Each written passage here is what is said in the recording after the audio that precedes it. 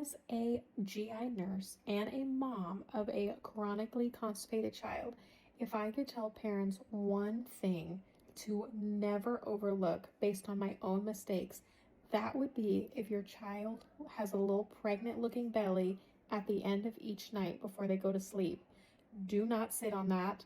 That is very unlikely to just be normal bloating, especially if it happens every day. And let me explain more. In a child who has been chronically constipated, more than likely their rectum has been chronically stretched. If you have questions on that, go back to one of my chronic constipation series where I address this. But they likely have stool that's just been sitting in their colon, sitting in their rectum, and is all throughout their colon. And what happens is throughout the day, as they eat, that food is sitting there in their stomach, and as new waste, as their body's trying to make new waste, it has nowhere to go. It literally cannot go through their colon because it's already jam packed.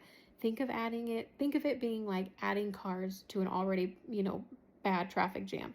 There's just nowhere for it to go. So throughout the day, you might notice that their tummies are getting fuller and fuller. They can't go to the bathroom, and their poor little stomachs just look so distended and full. And then you might find that after sleeping and no food going in, they might wake up with a flatter stomach. It might be a little bit flatter, but the constipation is still there. I so desperately wish that I had had someone tell me, like, hey, this is a huge deal. We need to be very suspicious of constipation. I genuinely did not know that that was related to constipation. I thought it was a food allergy. I thought she was just gassy, bloated, whatever. I thought everything but constipation.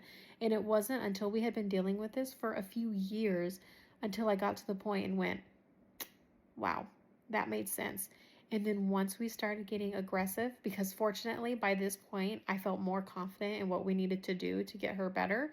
Once we started kind of getting on the more like aggressive constipation management, things that work for her, all of a sudden I've noticed over the last few months, there's no more distended belly. It breaks my heart that I did not know that to catch it sooner.